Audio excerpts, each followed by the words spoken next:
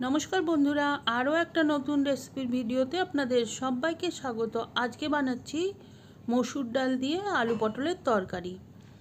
পটলটা গরমকালের একটা প্রধান সবজি, দীর্ঘ সময় ধরে থাকে। আর আমরা একঘেয়ে রান্না না করে যদি এই রকমভাবে একটু ঘুরিয়ে ফিরিয়ে করি, তাহলে পটল খেতে আর একঘেয়েমি লাগবে না। তো আসুন দেখে নিই রেসিপিটা। মসুর ডাল আমি আধা ঘন্টা ভিজিয়ে রেখেছিলাম, আর তারপরে 4টে কাঁচা লঙ্কা দিয়ে বেটে নিয়েছি, একদম মিহি করে বেটে নিয়েছি। আর এখন সেই বাটা মসুর ডালের মধ্যে দিয়ে দিয়েছি কিছুটা কালো জিরে আর আন্দাজ মতো লবণ। ভালোভাবে ফেটিয়ে নিচ্ছি, বেশ 8-10 মিনিট ধরে খুব ভালোভাবে ফেটিয়ে নিতে হবে। আর একটা সময় দেখবেন যে কালারটাও বেশ খানিকটা চেঞ্জ হয়ে গেছে আর বেশ ফুলে উঠেছে। তখন এক ফোঁটা নিয়ে একটু জলের মধ্যে ফেলে দেখবেন, যদি ভেসে ওঠে তাহলে জানবেন যে আপনার মসুর ডাল বাটাটা একদম রেডি। এছাড়া নিয়েছি পটলটা আমি এইভাবে কেটে নিয়েছি। ছোট পটলগুলো 2 টুকরো আর বড়গুলো 3 টুকরো করে করেছি। আর খোসাটা অল্প অল্প ছাড়িয়ে নিয়েছি। 2টো মিডিয়াম সাইজ আলু কিউব করে কেটে নিয়েছি। এখন কড়াইতে সাদা তেল গরম করে আমি ওই মসুর ডাল বাটার থেকে একটু বড় বড় করে বড়া ভেজে নেব। তেলটা ভালোভাবে গরম হয়ে যাওয়ার পরে আঁচটা কমিয়ে দিয়েছি। আর একটু ধৈর্য ধরে বড়াগুলো ভেজে নিতে হবে, তা না হলে কিন্তু বাইরেটা পুড়ে যাবে আর ভেতরটা ভালোভাবে ভাজা হবে না। একটা দিক সোনালি হয়ে ভাজা হয়ে গেলে উল্টো পিঠটাও একইভাবে ভেজে নিতে হবে। এইভাবে কয়েকটা ব্যাচে আমি সমস্ত বড়াগুলোই ভেজে নিয়েছি। একটা ব্যাচ হয়ে যাওয়ার পরে আরও একটা ব্যাচ দিয়ে দিয়েছি, দেখুন। আর এইভাবে সমস্ত বড়াগুলো আমি ভেজে নিয়েছি। আর এখন অন্য একটা কড়াইতে দিয়ে দিচ্ছি সর্ষের তেল। সর্ষের তেলটা খুব ভালোভাবে গরম করে নেব। আর তারপরে আমি এর মধ্যে দিয়ে দিচ্ছি পটলগুলো।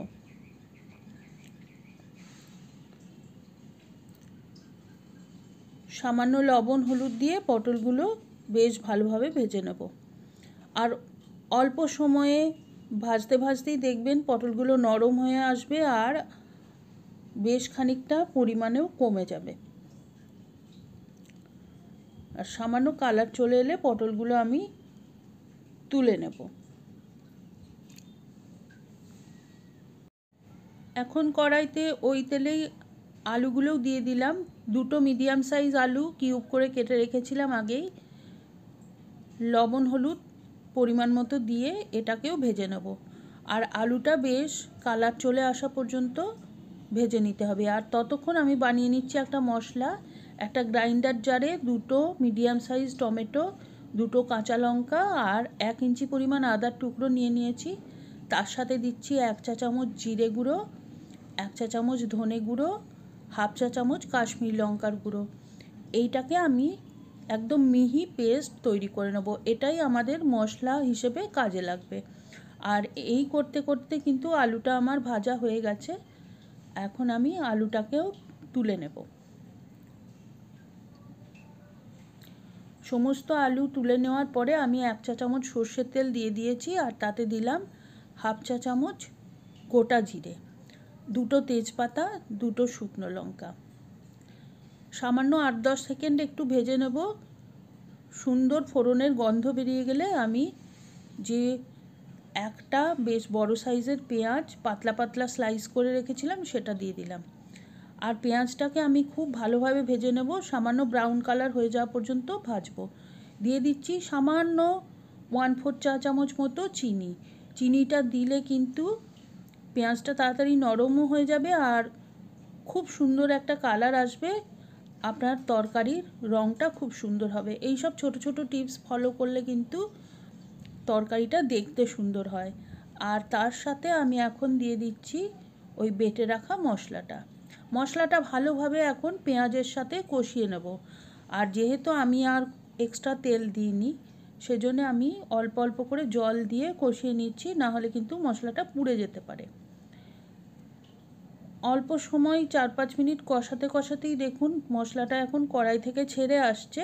এই পর্যায়ে আমি ভেজে রাখা আলু পটলটা দিয়ে দিলাম। আর মশলার সাথে খুব ভালোভাবে মিশিয়ে মিডিয়াম টু লো হিটে আবারও 4-5 মিনিট একটু ভাজা ভাজা করে নেব। আর তারপরে আমি দিয়ে দিচ্ছি জল। সবজিটা পুরো ডুবে যাবে এই পর্যন্ত জল দিয়েছি, আর জলটা আমি আগে একটুখানি গরম করে রেখেছিলাম। এখন ভালোভাবে মিশিয়ে নিয়ে ঢাকনা দিয়ে 10 মিনিট মিডিয়াম হিটে আমি রান্না হতে দেব। 10 মিনিট বাদে ঢাকনা খুলছি, আর দেখুন এখন কিন্তু আমার তরকারিটা ফুটে উঠেছে। আর আমি মাঝখানে একবার লবণটা চেক করে নিয়েছি, আর একটুখানি উল্টে পাল্টে দিয়েছিলাম। আর এখন দেখুন আলুটা একদম সেদ্ধ হয়ে গেছে। এখন এই পর্যায়ে আমি দিয়ে দেব ওই ভেজে রাখা বড়াগুলো। সমস্ত বড়াগুলো আমি এখানে দিয়ে দিচ্ছি।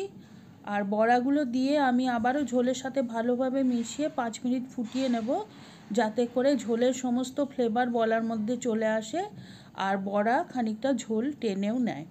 2টো চেরা কাঁচা লঙ্কা দিয়ে দিয়েছি, আর দিলাম হাফ চা চামচ গরম মশলার গুঁড়ো।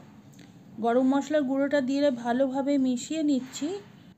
গ্যাস অফ করে ঢাকনা দিয়ে 10 মিনিট রাখবো, যাতে গরম মশলার গন্ধটা পুরো ঝোলের মধ্যে ছড়িয়ে পড়ে, আর তারপরে সার্ভ করে দেবো।